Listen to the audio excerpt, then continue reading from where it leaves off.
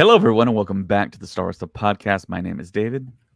I am Colin, and I am excited. I am so excited. I'm beyond excited. I've watched the ending of that new episode at least maybe 23 times.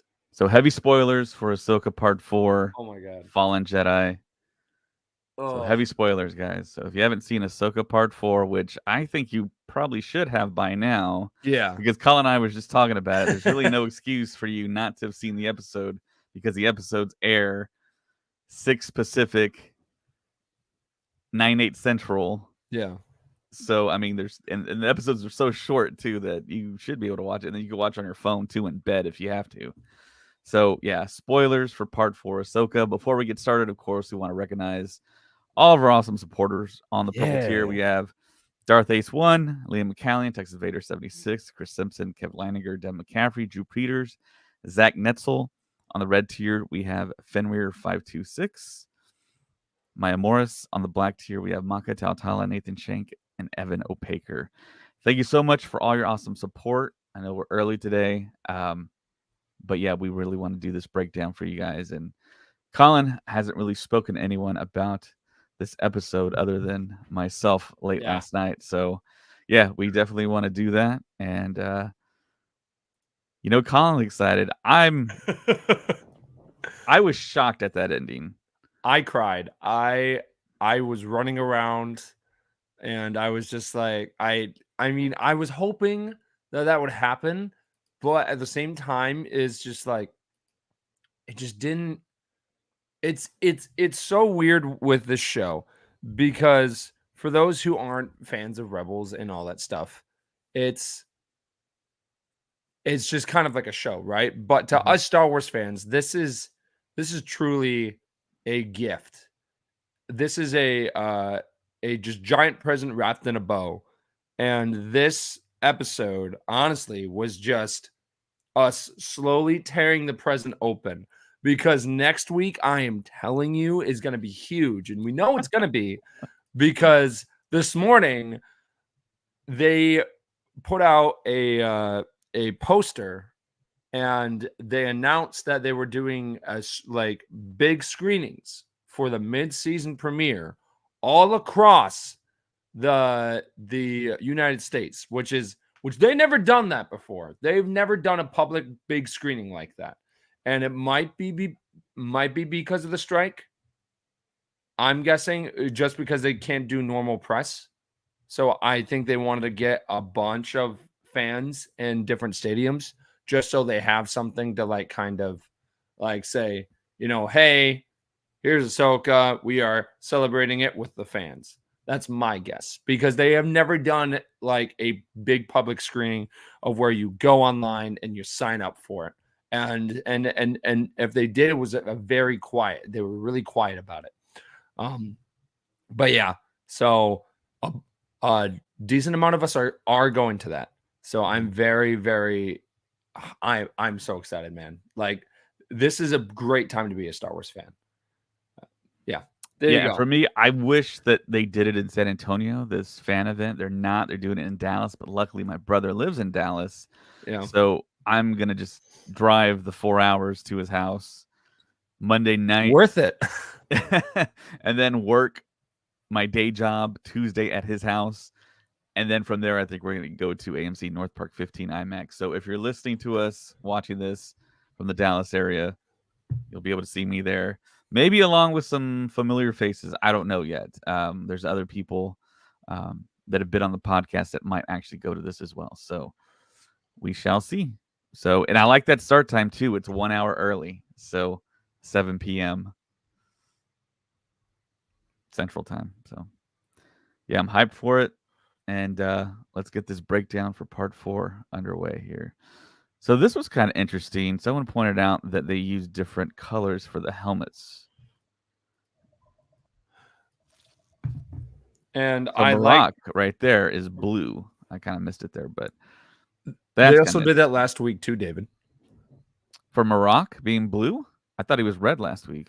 They no, like they have changed the colors for almost every episode because there was one episode of where they were doing the helmets and like the face reveals for this, where it was like all red, and then one episode it was like some of the villains quotation Mhm. were blue, so it has changed a lot, and I think Right, but specifically, I'm talking about Marok for this episode. He was blue oh when he's been red the whole time.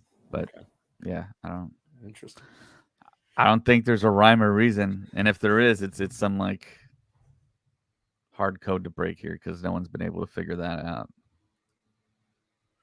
So of course we get back on the T6 with Hu Yang working underneath.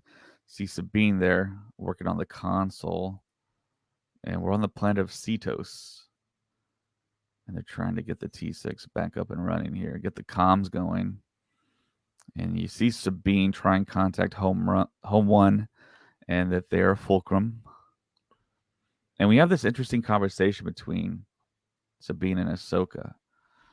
And the conversation basically is Ahsoka's trying to reconcile that, well, maybe the best thing, or she thinks the best thing, is to leave Ezra out there all alone to avoid Thrawn becoming heir to the Empire. Yeah. Which, of course, Sabine, her whole focus is reuniting with Ezra. And do you think she has like a romantic interest for Ezra, or is it more brother sister? Okay, so going back all the way to um going back to Star Wars Rebels, Mm-hmm. there Ezra has definitely flirted with Sabine a lot. Like a lot. And there were some episodes where Sabine did show compassion for him as well. Not a very like, lovey-dovey compassion, but like just enough to where it looked like she was flirting too. So, I don't know. I mean, just the way this episode went, it's just like we know that she's doing it for family. And I could definitely see it being a romantic thing, but I think just because of they threw that line in like the first episode of where Ezra said in the hologram, "You are like a sister to me." I think Dave Filoni kind of wanted to steer away from like the whole love, kind of romantic story, if Mm-hmm. that makes sense. But yeah, no, this whole episode just felt like it was it definitely felt like it was Star Wars. And there's some shows that they do where it's like, oh, like it's taking place in the Star Wars universe, but it just doesn't have that full out Star Wars vibe. This episode had the Star Wars vibe, and there were so many callbacks, and you can definitely tell Dave Filoni worked on this project. You really can. Is that a note of fear? Yeah, man. But yeah, so we we see Balin Skull and and his apprentice like kind of he talks about his faith a lot because of there's a line where she says that have faith, and then he's like, I lost that a long time ago. So my suspicion is we'll see him leave the Jedi Order in a flashback or something, like right before Order 66 or like something going on, or Order 66 is happening, and then like he leaves because General Ram Koda in the Force Unleashed stories sounds like he has a very similar story to him just because of um he was the Jedi with the ponytail and then Starkiller blinds him and all that stuff. He didn't have clones under his command. So that's one of the main reasons why he survived. But then he came back um afterwards. And I can see how the stories are very similar. But how do you like Balin Skull and his apprentice so far? They're great. They're fantastic new villainous additions of Star Wars. Man, it's just horrible that Ray Stevenson didn't live to see all the praise that he's getting universally from everyone. I mean, his acting and his dialogue, his nuance and his acting, it was just terrific in this episode. I really loved it. it's just heartbreaking that he's no longer with us. That he can really kind of enjoy being in Star Wars and being praised. I think as much as he's getting, and he looks really cool. His fighting style is cool. I mean, just everything about him is just awesome. I don't think there's any like negativity towards his character at all. I mean, No. he's just awesome, man. And right here, Morgan Elsbeth says, "Is that a note of fear in her voice?" In Of your course, voice. Balin Skull says, Experience. "Experience." Bam. Right. 'Cause he's So got that experience. right. So now with that line, it's just like, what is he talking about? Could it be, he was fleeing from Order 66? Did he experience like something so dark in the unknown regions that like that kind of really changed his perception and all that stuff? Like there's so much depth to this character that I really would like to dive Yes. into. Yeah. Yes, there's a lot of depth of the character. I thought with the title card, Fallen Jedi, I thought we were going to get flashbacks for Balin Skull. We didn't. Hopefully in the future we do. I'm not sure if we have enough time for that, but I mean, yeah, interesting character. Everyone loves him. And right here, mystical music playing.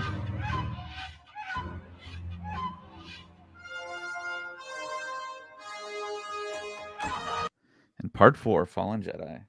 So immediately, like I just said, I thought this was all going to be about Balin Skull. I thought we are going to do a flashback, go back in time. So, yeah. Yeah. No,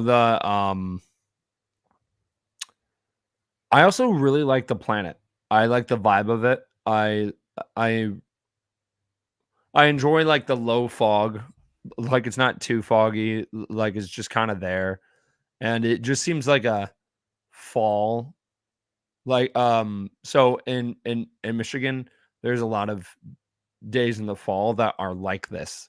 Mm. So Yeah, I love this type of weather. yeah, I love how they just had it in a very kind of chill. Yeah, I love environment. Sabine here checking her guns, checking to make sure they're loaded. And of course, she's on edge for the whole mission because she's just laser focused on recovering Ezra and getting to him, getting Ezra back to her. And you can see her armor there. She has the Purgle on her pauldron there now. That has changed over time. It's so great to see her in her full Mando Yes. suit. Yeah. I mean, it's seeing these characters jump from animation to live action is insane. And those first couple episodes where we did get Sabine, I didn't really get that Sabine. I mean, she was clearly Sabine, but at the same time, it was weird not seeing her have the Sabine look. Mm-hmm. But now that she has that like Sabine look of where her hair is cut, she's wearing the armor. It's like, all right, this is Sabine Wren. She has had a hell of a journey, and it's super exciting to like see that on screen.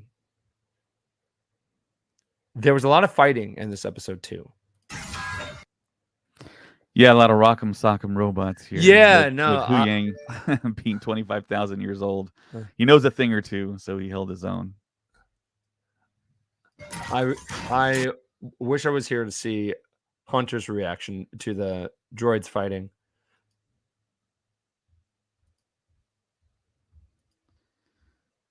Yeah, then of course Hu Yang notifies Ahsoka and Sabine by turning off the power. Then Ahsoka immediately knows, and this is the clip that we got.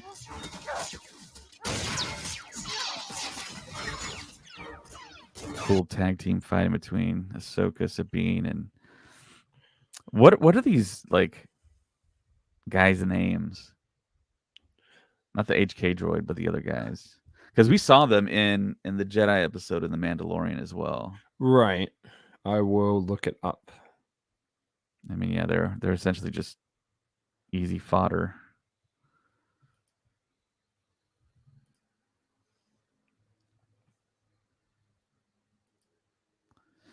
And yeah, they dispatch him pretty quickly. Hu Yang gets back up.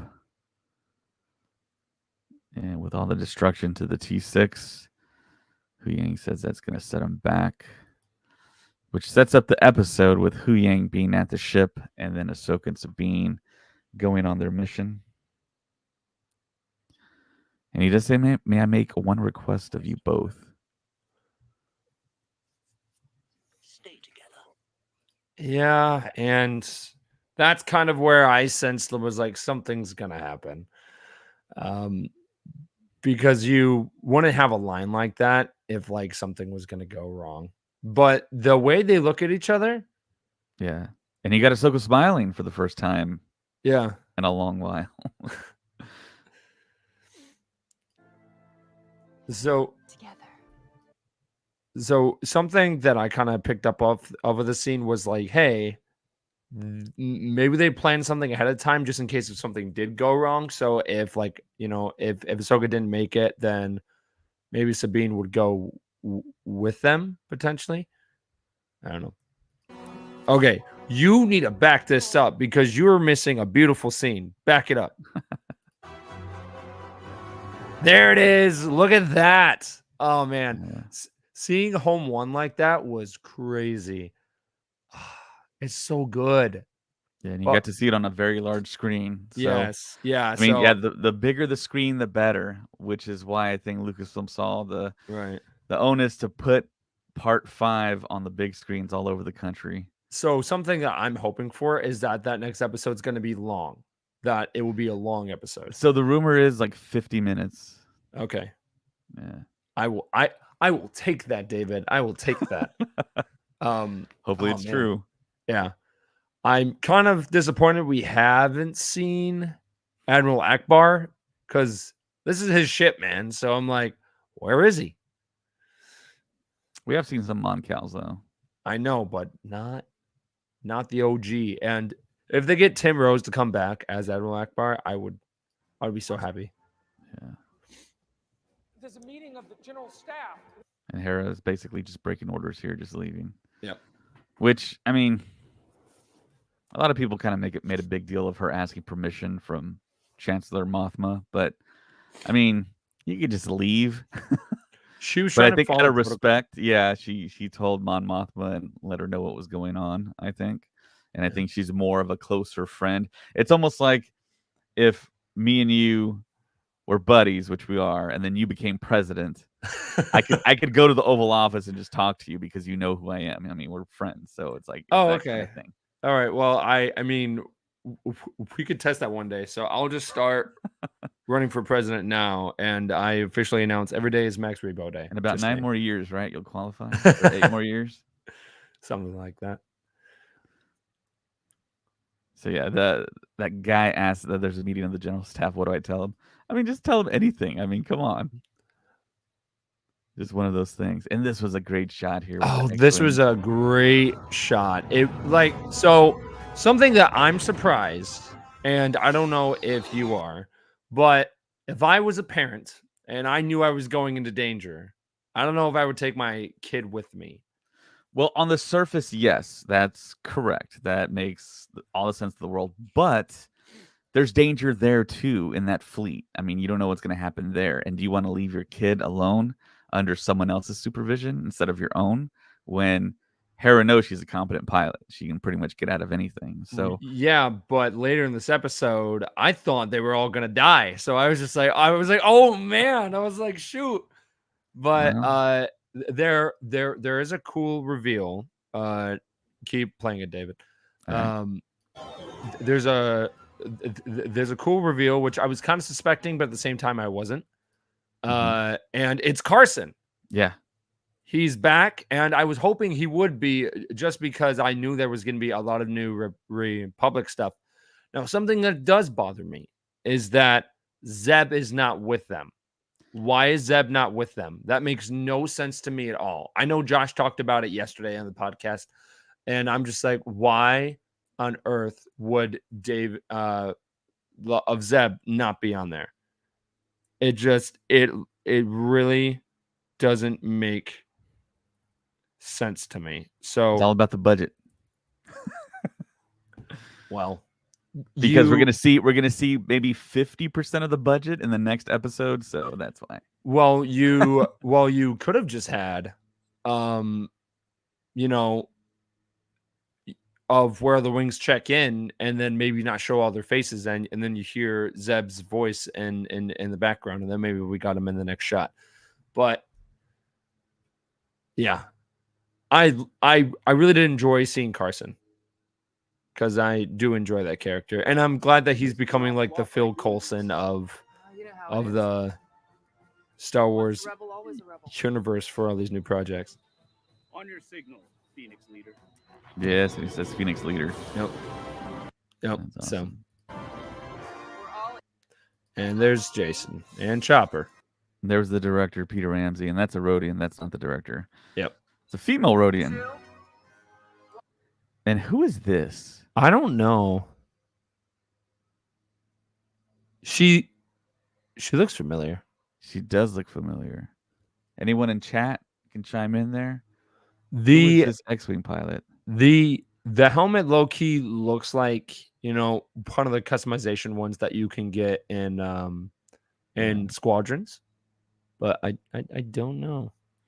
Which director is this? Is this Jennifer Getzinger Let's or look it up. Getzapatal? Let's look. Because I don't think it's Steph Green.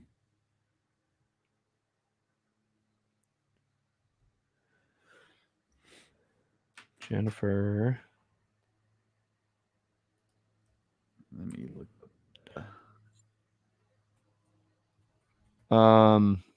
No, it's not her.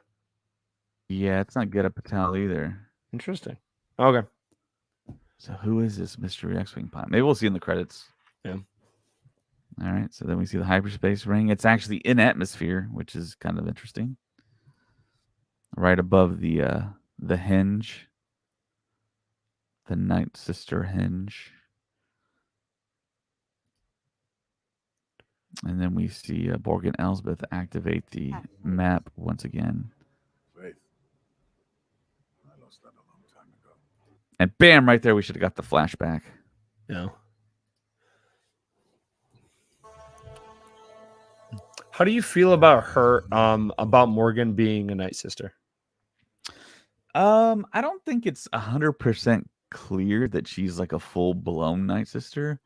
They She did just- say, like, when she actually does something, Balin Skull's like, hey, she is using magic or something like that. So Yeah.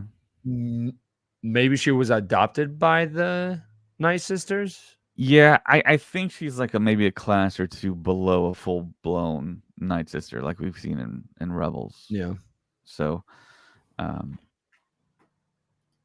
because people have questions about her appearance too. They're like, well, I thought she'd look whole lot different. It's like, well, I think she's more of a humanoid, and I don't think she originated from where the Night Sisters originated, and she's more of like a follower. She's like an apprentice to them more so than anything. Because I think if she was a full-blown Night Sister, she'd be able to handle herself and never really be taken into custody at any point. She would use all that magic against Ahsoka in that fight in Mando Season 2.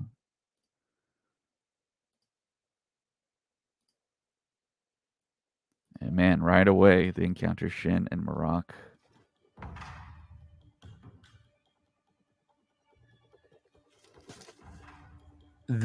To me, this really paid homage to a lot of samurai movies.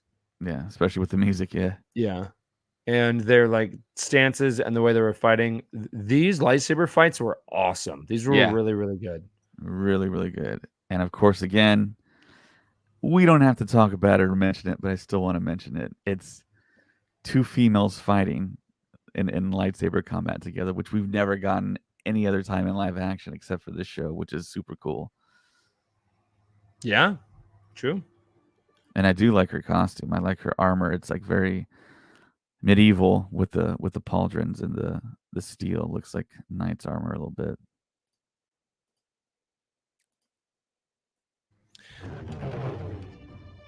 So who did you think Marok really was? I was hoping it was no one, and spoiler alert, I'm glad I'm right. Because it didn't make sense Yeah. for him to be Ezra. And it would be cool for him to be Kanan, but then I'm just like, then they would have had to go to the world between worlds beforehand. Yeah. So, Yeah.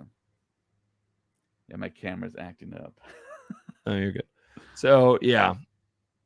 So I'm hoping that we get more of a story for him, like kind of in the near future of like, I mean, because of we know what happens to him, and we'll talk about it when it actually happens. But I enjoyed his character.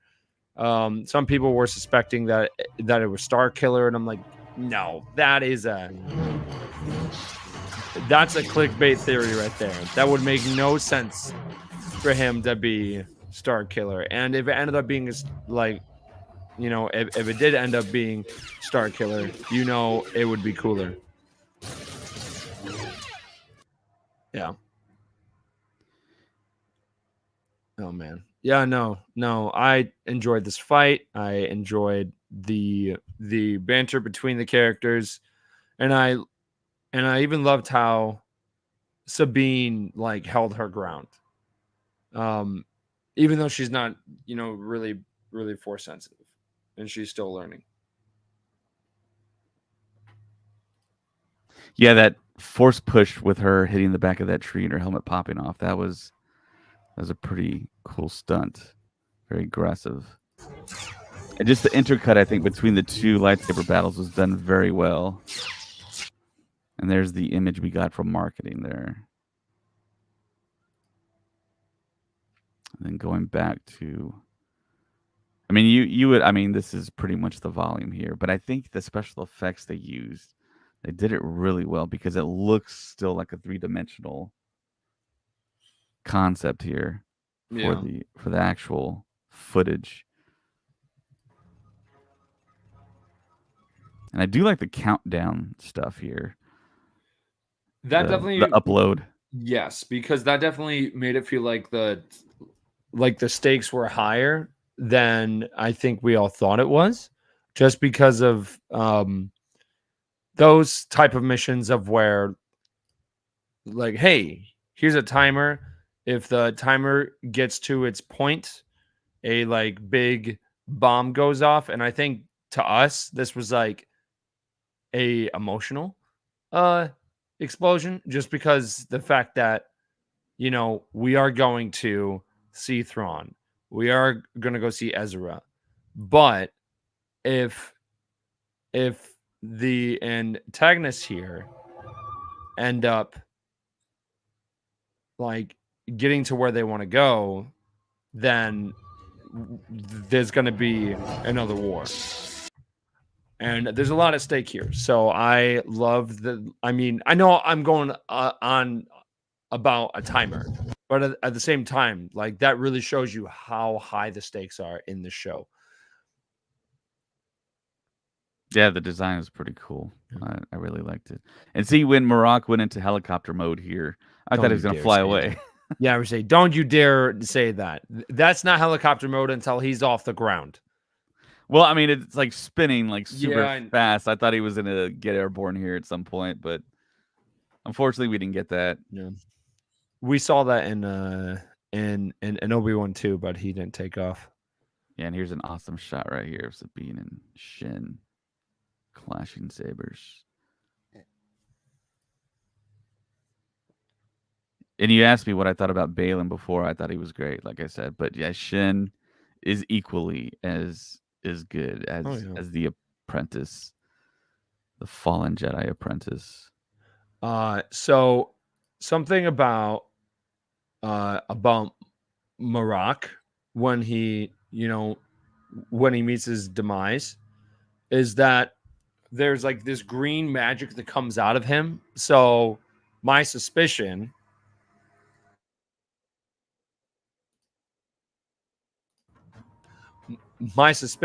is that he was a creation of the of Morgan because of her magic that she has for the Night Sisters. Yeah.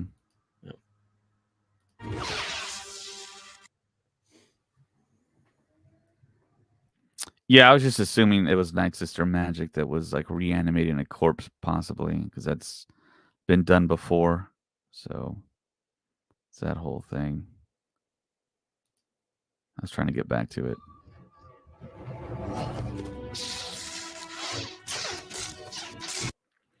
But yeah, Marat gets sliced open. Green smoke stuff flies out.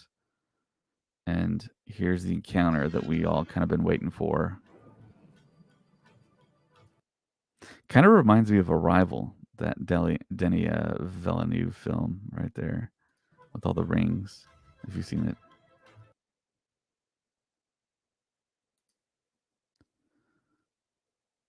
And here we have Balin just waiting there in his black robe. And he can sense Ahsoka. And then he Interesting. evokes Anakin's name. He never mentioned you. And then she just straight up says, he never talked about you.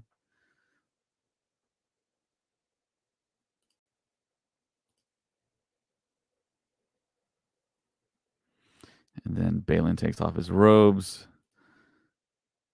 showing off his costume, and he's like an imposing figure here. Up against So I'm curious on how he got the info that Anakin did become Vader, because that's not really public knowledge to a decent amount of people. So I'm curious if maybe he found a hologram and he kind of put two and two together. Yeah.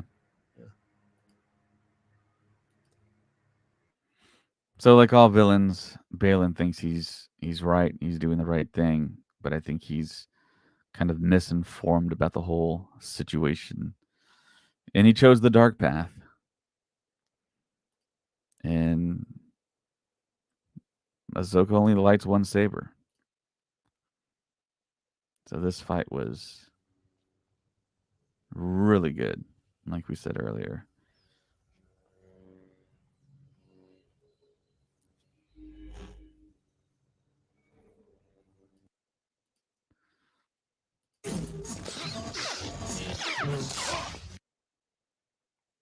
And if you look closely, you can see Balin's stunt double in some of these shots. You can clearly see his face, which I was watching it in my living room on 4K, and you can see it clearly. Which is maybe one of the only things, like right there. I don't know if you saw that, but you can kind of see his face. That's a different guy. Well, so something that a lot of people, I mean, you can kind of tell from here, but Ray Stevenson was a tall guy. To me, he really had like that Vader height. Like he was a tall dude, because I remember when he walked out on stage for the Ahsoka panel, that was like, I was like, wow, like he is tall. So I couldn't even imagine just having a lightsaber fight with him, because he would be so intimidating. And then his fighting style is not just, it's just not that classic Jedi, style. Yeah. It's very kind of brutish and Yes. two-handed, huge swings. Because he's mixing the light side and dark side. So it's which to me, that's how Anakin was so strong, because that was his fighting style. Yep. But he uses powers for good. And yeah, every time we get into a situation like this, I ask myself, okay, how is the hero going to get out of what they're in when they're kind of overmatched? And this is exactly that situation. It felt like Shin was just kind of toying with her a little bit at first and really wanted to kind of like punish her, wear her out. And then Balin starts talking about Anakin, essentially.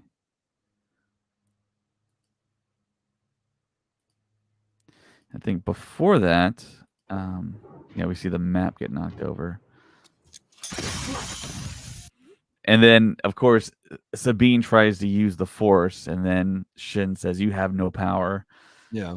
And then she just puts her hand down and uses her little like wrist rockets, like a traditional Mando, and knocks the saber out. And it still feels like, to me, Shin is kind of like half trying to keep her alive in a way, Okay. or is this all just like serendipity or fortune So here? I think the big thing about Shin is, to me, she comes off very conflicted. She like, I think she really doesn't know what she even wants. Mm.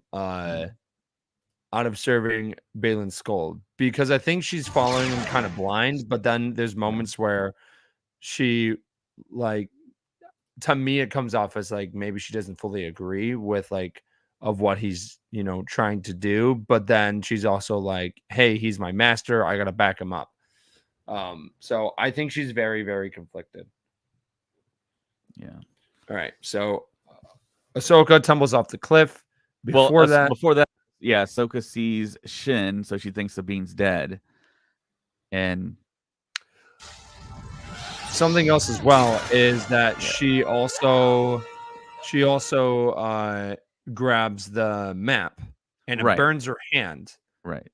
And then later we see her in the world between worlds. So my guess is maybe because she had direct contact with it while it was activated, that transported her to, or like over there. That's my guess. And we'll definitely talk about theories in the end. But when that happened, did you think she died? Because of I was like, she's the main character of the show. So Right. Yeah, I didn't think she died. I think she maybe like force landed, maybe in the water, or held onto the side of the cliff like you traditionally see in Yeah. these hero type sequences. So yeah, and then we get Balin basically convincing Sabine to essentially join him, and this kind of echoes back to The Empire Strikes Back when Vader asked Luke to join him and rule the galaxy together, and puts his hand out as well. And it's like, wow, that's kind of a mirror image in a way, he and yeah, so cyclical. yeah, because if he froze, like he was in mid conversation, he like stopped, he like closed his eyes. I think he was like trying to read her mind and then Mhm. was like, all right, listen, Yeah, and he totally did. Yeah. yeah, you really miss Ezra. I can make that happen. Come with me. Let's go. Yeah. And I'll make all your dreams come true. Oh boy. Like, I don't know. Yeah, the whole attachment thing. Yeah. That's why Jedi preach no attachments. You'll be reunited with your friend. Yeah. I was surprised, but at the same time, not that she turned over the map. Mhm.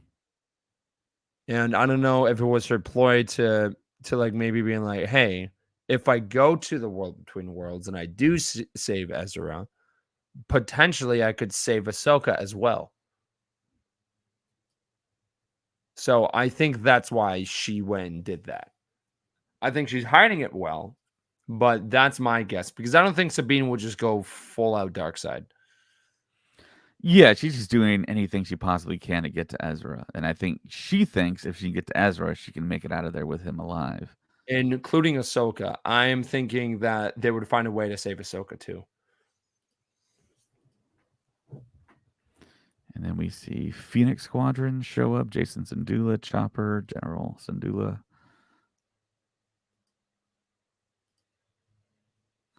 And then we see the destruction of the map, which is a cool way to do it. Balin just shoves his orange saber straight through the heart of that thing. So cool. And then it essentially gets cleaved in two, burns a little bit of the core. They walk off. We see the super hyperloop exiting the atmosphere of Cetos. Then we see the trajectory of how to get to Peridia. And then we see the squadron fly in towards the ring. Broadcast spoils in attack position. Just love the sound of the X-Wings. I don't think they're sticking around for a fight. And yeah.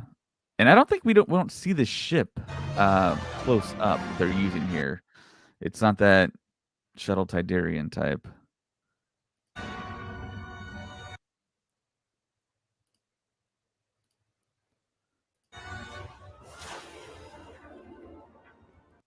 And then once we see them board, Morgan Elsbeth is shocked that they have a prisoner in Sabine. And she doesn't care much of her. She's not a Force user Yeah. that she knows of. And Phoenix Squadron detects the power surge, and Morgan Elsbeth is just like, Yeah, Let's go like, right oh through my him. gosh, man. Like, oof.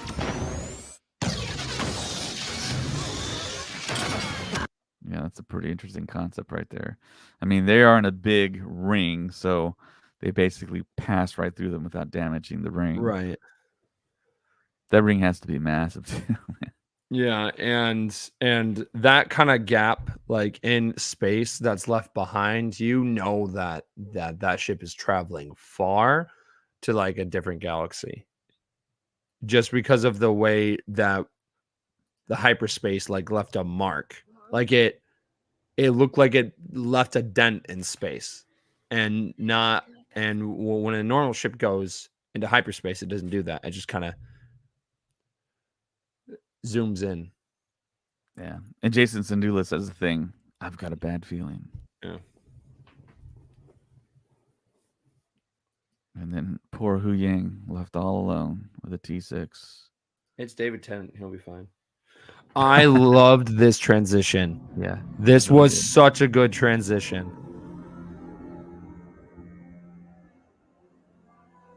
Yeah. That was awesome. And I automatically knew this was World Between Worlds. Oh yeah, I mean, no. I figured it was just be because of the transition, and you saw kind of like the kind of light reflection as like as she was getting up. I was like, oh yeah. mhm. And it does look a little bit different, and that's okay. Yeah. Oh my gosh. Hello, Snips. I was standing up at that point. I was like, there's no way that they're doing this now. I feel like her reaction was like our reaction. Like it was so like, look at him. Like, oh my God. Yep. That is my childhood. I was crying. I was so happy, so excited. Hayden's back. Officially. And the way she says Anakin, dude, it's like, she had so much love for him. And then of course it kind of ends right there. And then Vader's theme plays. Yeah. Now, there were some people that were saying that that his lightsaber was Vader's, and I'm just like, why are you not looking at the screen like fully? I mean, because as soon as you told me that was a rumor going around, I was like, that makes no sense. If you look at it, Yeah. Vader's saber, Yeah.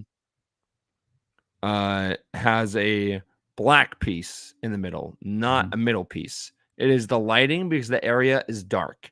But if Yeah. you compare the lightsabers upside down, you can clearly tell that is the Skywalker legacy saber. Yeah. Yeah. Yeah, man. Now we only have 6 more days left to wait for the next show. Yeah. So Anna from YouTube here says, I freaked out over this. Yeah. And Zach, our awesome patron, says, hey guys, I'm just signing on. Are either of you going to see episode 5 in the theaters next Tuesday? Yes, I think both of us are. Colin, myself, possibly Capstar, Christian. I did just see Craig. So Oh yeah, Craig just got his tickets too. yes. And So I think come first serve. Yeah, I think Josh will too. But I'm telling you, you know that it's going to be big if they're doing that. If they're having a screening. Like that's huge. I was surprised that they when they announced it that they put Anakin on there, because that is a good way to draw people in, but that's a big spoiler as well. And I know we already talked about, hey, now you have enough time to watch it. I'm still surprised. Yeah. But yeah, no, I'm so excited. And Eric Ibarra on YouTube says I was hoping Sabine was going to die here. No. Oh, come on. Why? It's terrible. Down City Geek says also called. He wasn't Star Killer. He was more of a throwaway, like of the big bad from Tales of the Jedi. Yes. Yeah. Yes, we talked about that where it made no sense for Star Killer to come in. It absolutely made no sense just because of that character's OP in the Force Unleashed game. So to have him come in like this would be very interesting. Now, if we see like, this would be a perfect opportunity of the World Between Worlds to kind of show different timelines, different dimensions. If we saw Sam Witwer as Star Killer in an alternate timeline from Legends, that would be sick. That would be dope. That would be the way to do it. From death, so this Anakin is in fact real Anakin before he turned.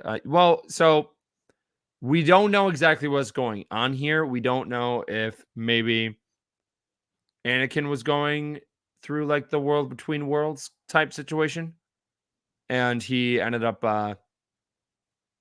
and maybe he was a mortis or something, and maybe he got pulled out of the timeline, or somehow like he ended up in the World Between Worlds, and he was walking through a portal, and then he saw Ahsoka. Kind of like how Ezra pulled Ahsoka out of the timeline. We don't know what's happening. There's also the speculation of this potentially being purgatory, of where Ahsoka is, she did die. And when you die, you do go to the World Between Worlds. Or this could just be a totally different thing, and I have no idea what I'm talking about. I'm just coming up with these theories because you have to think, why is Anakin here? Yeah. I kind of like the notion of this is Anakin before, I want to say before a lot of events happened in Revenge of the Sith, and he's totally unaware of what happens to him at the end of that film. And he had the power to go in the World Between Worlds, and figured that you'd have to be a really powerful Jedi in order to get there. And then his line to Ahsoka, "I'm surprised to see you here so soon." I think that to me maybe suggests that he didn't think Ahsoka was powerful enough yet to achieve the ability to get to the World Between Worlds. Okay. So I think that I like that idea. And Ahsoka knows Anakin's destiny, so she might be able to tell him that information, and maybe Anakin will see his reaction to that information, and maybe see some of that in the portals, maybe when they take like a long walk around there. So, And so they did that during the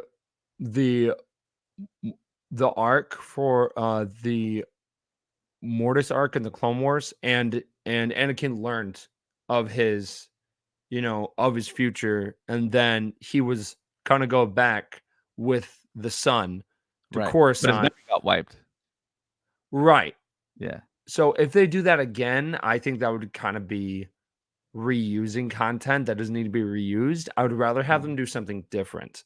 So I know Dave Filoni will make sense of all of this. I know he will, because it's Dave Filoni. And now it kind of goes back to us watching the, of the trailers for The Last Jedi, and people coming up with the theories. And then you go and watch the movie and you're like, that is not what I was expecting at all. So there's a lot to process. But yeah. Disinferno says, my theory why Anakin is in the World Between Worlds is because Anakin said, I wasn't expecting to see you soon. That's because Ahsoka left Anakin and he somehow came in the World Between. So that's an interesting theory, but we know that when he left her in season 7, he was on his way to Coruscant, to the Battle of Coruscant. So it logically wouldn't make sense for him just to be on a ship that would take an hour from where they were all the way to Coruscant to do that. But that is an interesting theory. Thank you so much, Anna. I hope you're doing well. But yeah, so there's a lot to process. I'm very, very excited to see where it goes. I know the world is excited to see where this goes. This has been a long time coming, so this is super exciting stuff. Yeah, in next episode, it's gonna be one of the biggest events in Star Wars history up to this date. I think maybe aside from the Mandalorian premiere and the premiere of season 2 of the Mandalorian, and maybe the start of Obi-Wan the series, or maybe the finale of Obi-Wan, this is the next biggest thing that we have, and it's Yeah. gonna be in theaters on the big screen, and so many people are gonna get to experience this, and hopefully I make it into that theater because it is first come first serve, so I'm gonna have to get in that line super early. I hope it's not insane in Dallas because Dallas is about 4 hours north of me, so I'm gonna have to drive over there, and Did it sell out? it's overbooked. So they're giving out more tickets than are allowed. Yikes. And I recently had an experience where I went to go see The Flash that way, and they told me, no, I can't go in the theater. I was like 2 people or maybe 1 person shy of getting a seat. Oh, But man. I told them, hey, look, I drove a long way. I mean, is there any way possible? And they're like, well, you just go in there and stand. So I stood and watched the movie. There you So go. I still got to see the movie, but Yeah. yeah. Dang. So yeah, hopefully Wow. hopefully I get in at a decent time. I'm gonna try and leave. Man, I might get in line at noon. I don't know, man. 'Cause I know time's gonna go by fast. You don't know this yet, Colin, but I'm twice your age, so time goes Oh, twice as really? I fast. don't know that. Okay, They didn't let it's me finish my sentence. Time goes twice as fast for me compared to you. So me getting in line at noon, it's gonna feel like 2 hours waiting, you know? And then I'll probably be on my phone. There'll probably be other fans there. It'll probably be like very celebration-esque in line. Yeah. So it should be pretty cool. Oh no. We have time to do a bunch of live streams. Oh no. Yeah. Yeah, I'll maybe try and live stream from the theater and see what happens. Yeah. So There's oh my gosh, there's so much. Yeah. So much to look forward to. This is insane. This is a great time to be a Star Wars fan. What a time to be alive. I'm telling you, as soon as I watched it on my way back, I called David and I was trying to hold back my tears just because of this character means so much to me. And I was at Dragon Con this past weekend and I was dressed up as Anakin and our friends were Star was Ahsoka, Hunter was Rex, Christian was Obi-Wan Kenobi, and then Cap also did Captain Rex. So it's just this whole experience was just phenomenal. And then coming home, and then you're like, oh hey, guess what? It's Anakin. He's back, and that's just a childhood dream come true. So I'm so happy. So the picture here on YouTube, Twitter, Facebook, name the people from left to right there. Okay, so left to right, you've got Star, and then you got Cap, you've got our friend Connor, you got Christian as Obi-Wan, you've got Hunter as the Phase 2 Rex, you've got me as Anakin, and then you've got Hunter's awesome girlfriend Hannah. Okay. Yeah, and they were working the crap out of getting her costume done for this, and it turned out great. She looks great. But yeah, cool. Yeah. So we had a bunch of photo shoots. We had a great time. We like that whole I love Dragon Con, and then these are the guys from the Dad Batch. They're awesome guys, super nice. I was going around and I had like a Max Rebo poster, and I just kept taking pictures with people. Which, fun fact, that's actually a poster that we had at our wedding. That we hung up, and we had a bunch left. So I was like, hey, you know what? I'm gonna take this with me to Dragon Con, and it was a hit. It was super funny. Nice. Yeah. All right. I think that's Yeah. pretty much the episode. There you go. Thanks for everyone in chat commenting. That's always welcome. And yeah, it's now it's just the wait, the patient wait for episode part 5. I'm so sorry, guys. So if you want to find us, if you don't know by now, you can also find us on YouTube. Like and subscribe, of course. Like this video, Instagram, Star Wars Stuff Podcast. X, Twitter, at Stuff Pod. You can find us on Threads, Star Wars Stuff Podcast. Support us on Patreon, of course, at Star Wars Stuff Podcast 2187. We're also on TikTok. You can email the show at Star Wars Stuff Podcast at gmail.com. We're on Facebook. We have a Star Wars Stuff group, Star Wars Stuff Podcast page. We also would like for you to rate us on Apple and Spotify 5 stars. And also you can write a review on Apple Podcasts. And we also have a website, StarWarsStuffPodcast.com. So check it all out, guys. And for Colin, my name's David. I'm sorry my camera maybe died. I don't know. I switched to my MacBook camera halfway during the shoot. So, yeah, it's never done that before. How dare you? How dare you, sir? All right. That is it. And see you Sunday. And may the force be with you. Always. This is the way.